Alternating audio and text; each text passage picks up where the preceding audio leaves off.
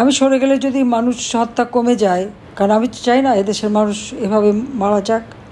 কিন্তু কি হলো, এই মানুষকে হত্যা করা তো থামেনি। আওয়ামী লীগের অগণিত নেতা কর্মী একেবারে তৃণমূল পর্যায় থেকে যেভাবে একের পর এক তাদের উপর আক্রমণ, হত্যা, নির্যাতন, নারী, শিশু কেউই রেহাই পাচ্ছে না। অবৈধভাবে সংবিধান লঙ্ঘন করে ডক্টর মোহাম্মদ ইউনূস ক্ষমতা দখল করল। এই ক্ষমতার দখলটা সে কীভাবে করেছিল সেটা তার মুখ থেকেই বেরিয়ে গেল যে এই আন্দোলন কোনো ছাত্র জনতার আন্দোলন না, এটা ডক্টর মোহাম্মদ ইউনূসের মেটিকুলাস ডিজাইনে পরিচালিত মাস্টার মাইন্ড দ্বারা। বিল ক্লিন্টন ফাউন্ডেশন, যে ফাউন্ডেশনে তিনি মিলিয়ন মিলিয়ন ডলার অনুদান দিয়েছেন, উপহার দিয়েছেন, সেই বিল ক্লিন্টনের সামনেই মাস্টার মাইন্ডকে ডেকে মঞ্চে তুলে হাততালি দিয়ে তিনি বোঝালেন যে তার মেটিকুলাস ডিজাইন করে শেখ হাসিনাকে ক্ষমতা থেকে হটিয়ে সে ক্ষমতা দখল করেছে।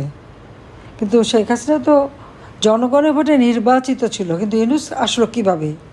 তার কোনো জনগণের ম্যান্ডেটও নেই, সাংবিধানিক কোনো ভিত্তি নেই, তারপরেও সে ক্ষমতা আছে। অস্ত্র, অর্থ এবং দেশ বিক্রির মুষ্টিলেখা দেশ আজকে ক্ষমতায় দখল করে বসে আছে। একমাত্র শত্রু তার চোখের সামনে হচ্ছে আওয়ামী লীগ আর মুক্তিযোদ্ধারা। কিন্তু এই শত্রু তো ছিল পাকিস্তান হানাদার বাহিনীর দৃষ্টিতে। ডক্টর মোহাম্মদ ইউনূস কেন? দেশ স্বাধীন হয়েছিল বলেই তো সে ডক্টর মোহাম্মদ ইউনূস হতে পেরেছে, আর তাকে তো সব থেকে বেশি সুযোগ সুবিধা আমি দিয়েছি। কিন্তু আজকে ঘরে ঘরে হাহাকার, কোনো ঘরে কোনো মানুষের নিরাপদ না, রাস্তায়ও নিরাপদ না, বাইরেও নিরাপদ না, এমনকি কবরেও নিরাপদ না। কারণ কবরেও নিরাপদ না এই জন্য বলছি যে কবরের লাশও তো নিরাপদ না। রাজবাড়িতে নোরা পাগলার কবর থেকে তার লাশ তুলে সে লাশের উপরে লাঠি দিয়ে পেটানো এবং লাশে আগুন দিয়ে পুড়িয়ে দেওয়া, কোনো মুসলমান আর এক মুসলমানের লাশ এভাবে পোড়াতে পারে এরা? এবং তারা কিন্তু সবাই একবার আল্লাহ বিল্লাহ করা মানুষ, তাদের ছবিও কিন্তু স্পষ্ট। কিন্তু কারা সঠিকভাবে পড়াল সেটা কোনো ঠিক নাই। ইউনূস সাহেবের এক উপপ্রেস সচিব তিনি টানা চোখে দেখলেন যে এই ঘটনা আওয়ামী লীগ ঘটিয়েছে, এটা নাকি তথ্য পেয়ে গেছে। কিন্তু তার স্বরাষ্ট্র উপদেষ্টা বলেছিল তদন্ত না করে কাউকে দোষী সাব্যস্ত করা যায় না। কিন্তু আওয়ামী লীগ নেতা কর্মীদের বিরুদ্ধে, আমি, রেহানা, আমাদের 5টা ছেলে মেয়ে, তাদের বিরুদ্ধে যখন মামলা দেওয়া হয়েছে, আওয়ামী লীগের অগণিত নেতা কর্মীর সাথে সাথে তাদের আত্মীয় পরিবার পরিজন, তাদের বিরুদ্ধে যখন মামলা দিয়ে আসামি করা হয়েছে, গ্রেপ্তার করে জেলখানায় নিয়ে হাত করা দিয়ে জেলখানায় নিয়ে যাওয়া, এমনকি প্রধান বিচারপতিকেও হাত করা দিয়ে গ্রেপ্তার করা, তদন্ত না করে এই তো তাদেরকে আসামি করা হলো। তাহলে এদের চরিত্রটা কি, সেটাই সবাইকে দেখতে হবে। অনেকে ভেবেছিল যে ইউনূস আসলে পরে দেশে একবারে শান্তি আসবে, অর্থের স্রোত বয়ে যাবে, বিদেশি বিনিয়োগের স্রোত হবে। কিন্তু ইউনূসের আসল চেহারাটা আজকে শুধু বাংলাদেশে না, সারা বিশ্ববাসীর কাছেই উন্মোচিত। সে যে একটা জঙ্গি সন্ত্রাসী, সে যে মানুষ হত্যাকারী এবং অবৈধভাবে ক্ষমতা দখলকারী, এটা কিন্তু আজ স্পষ্ট। আওয়ামী লীগের বোধহয় কোনো নেতা কর্মী আর তাদের আত্মীয়স্বজন কেউ বাদ নেই যাদের বিরুদ্ধে মামলা না দিয়েছে। শ্রমিকের অর্থ আত্মসাৎ করায় শ্রমিক আদালতে সাজাপ্রাপ্ত দণ্ডিত আসামি হচ্ছে doctor Mohammad Yunus. Money laundering, শ্রমিকের অর্থ আত্মসাৎ, ট্যাক্স ফাঁকি দেওয়া, বিভিন্ন মামলায় তার যে দুর্নীতি দমন কমিশন কর্তৃক তার বিরুদ্ধে যত মামলা, সব মামলা প্রত্যাহার করে নিয়েছে। ক্ষমতা এসে আগে সব প্রত্যাহার করে উল্টো আরও ম্যান পাওয়ারের ব্যবসা, ডিজিটাল ওয়ালেটের ব্যবসা, এই ব্যবসা সেই ব্যবসা হাতিয়ে নিয়েছে। একটা অর্থলোভী ধূর্ত শৃগাল, এর হাত থেকে দেশকে রক্ষা করতে হবে, দেশের মানুষকে রক্ষা করতে হবে। এদের হাতে কেউ নিরাপদ না। ডাকসু নির্বাচন, ছাত্রদল, তাদের ধারণা ছিল তারাই বোধহয় সবথেকে শক্তিশালী। এই জামাত শিবিরকে নিয়ে তাদেরই তো ওঠা বসা। এবং চক্রান্ত করে ছাত্রলীগকে নিষিদ্ধ করা হলো। আর তার ফলাফলটা কি? জাকসু সব জায়গায় আজকে শিবিরের দৌরাত্ম্য। শিবির সব যে বাংলাদেশের জন্য প্রাচ্যের অক্সফোর্ড খ্যাত ঢাকা বিশ্ববিদ্যালয় অসাম্প্রদায়িক চেতনার একটা জায়গা। বাংলাদেশের প্রতিটি আন্দোলনে, যেখানে এই আন্দোলন শুরু এবং এখানকার আন্দোলনের সূতিকাগার হচ্ছে ঢাকা বিশ্ববিদ্যালয়। আজকে সেই বিশ্ববিদ্যালয় স্বাধীনতা বিরোধী চক্রের হাতে। এর থেকে দুঃখের আর কি, এর থেকে লজ্জার আর কি আছে? অথচ ইউনূসের কিন্তু এ ব্যাপারে কোনো বিকার নাই। এদেরকেই সে তুলে এনেছে সামনে।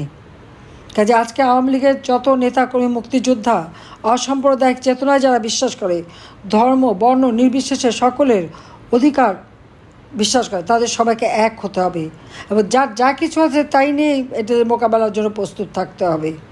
কারণ দেশের মানুষকে রক্ষা করতে হবে। সময়ের কারণে হয়তো আমি সরে আসতে বাধ্য হয়েছিলাম, কিন্তু আমি তো সরে আসার লোক না। আপনারা জানেন 2007 সালে যখন আমাকে বাধা দিয়েছে আমি জোর করে এসেছি। কিন্তু আমি ভেবেছিলাম যে হয়তো আমি না থাকলে হয়তো লাশ কম পড়বে, কিন্তু তা তো হয়নি। আমি জানতাম না যে আমি কোথায় আসছি, কিন্তু আল্লাহ যাই না, আল্লাহ প্রত্যেকবারই আমাকে বাঁচিয়ে আনে। 21শে আগস্টের গ্রেনেড হামলা, কোটরিপাড়া সেই 76 কেজি বোমা, চট্টগ্রামের সরাসরি গুলি, এটা এক জায়গায় না, বারবার। সাতক্ষীরা কলারোয়াতে গাড়িতে আক্রমণ, ঈশ্বরদীতে ট্রেনে আক্রমণ, গোলাগুলি, সুমন, এরকম বহুবার মুখোমুখি হয়েছি। কিন্তু আল্লাহ যেভাবে হোক আমাকে বাঁচিয়ে রেখেছে। নিশ্চয়ই আল্লাহর কোনো ইশারা আছে। এদের চেহারাগুলি মানুষের সামনে পরিষ্কার হোক এবং এরপরে আমাদের সেইভাবেই ব্যবস্থা নিতে হবে। কিন্তু যারা আবার দেশের মানুষের গায়ে হাত তুলেছে, মেয়েদের গায়ে হাত তুলেছে, হত্যাকাণ্ড করেছে, তাদের তো ছাড়া যাবে না। কাজে সবাই সেভাবে তৈরি হতে হবে এবং প্রতিরোধ গড়ে তুলতে হবে। এদের চেহারা আজকে সকলের কাছে উন্মোচিত। বাংলাদেশ স্বাধীন দেশ। এই স্বাধীনতার পতাকাকে সমুন্নত রেখেই এই দেশকে উন্নত সমৃদ্ধ করতে হবে। জাতির পিতার স্বপ্ন, জাতির পিতাকে হত্যা করেছে, 32 নম্বর স্মৃতিচিহ্ন মুছে ফেলেছে, সমস্ত জায়গা থেকে নাম মুছে ফেলেছে, কিন্তু এই নাম মুছে ফেললেই মুছে যায় না। বাংলাদেশ এমন একটা অদ্ভুত দেশ, বারবার বাংলাদেশের মুক্তিযুদ্ধের সেই বিজয়ের ইতিহাসকে মুছে ফেলার চেষ্টা।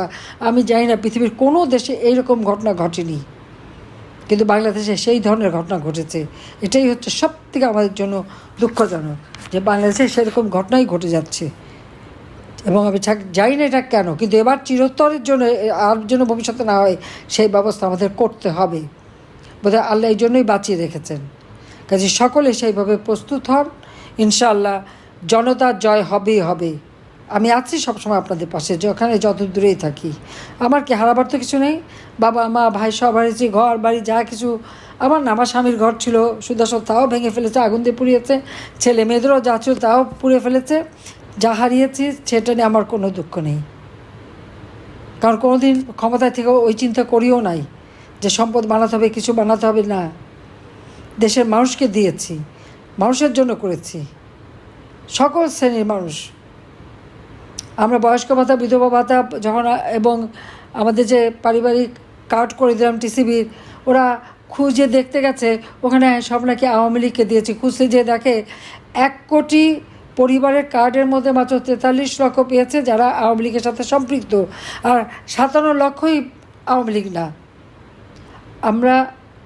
আমি যখন দেশ চালাই, আমি জাতির পিতার কন্যা, বাংলাদেশের প্রধানমন্ত্রী, বাংলাদেশের জনগণ দল মত নির্বিশেষে, ধর্ম বর্ণ নির্বিশেষে, লিঙ্গভেদে সকলের জন্যই আমি কাজ করেছি, কাউকে বঞ্চিত করিনি। ভূমিহীন গৃহহীন মানুষকে যখন ঘর দিয়েছি, কে কোন দল করে সেটা দেখিনি, যে ভূমিহীন গৃহহীন তাকেই দিয়েছি। এই উদার হস্তে দান করেছি। আর সেই মানুষগুলিকে আজকে কষ্ট দিচ্ছে, ঘরবাড়ি কেড়ে নিচ্ছে। এই অবস্থার থেকে মানুষকে বাঁচাতেই হবে।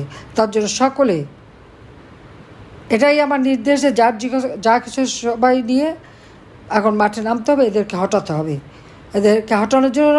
আর যাদের ঘর বাড়ি দোকানপাট ব্যবসা প্রতিষ্ঠান যারা ভেঙেছে, লুটপাট করেছে, ধ্বংস করেছে, মেয়েদেরকে হাত তুলেছে, তাদেরকে উপযুক্ত শাস্তি যখন যেভাবে সুযোগ পাওয়া যায় সেইভাবেই দিতে হবে।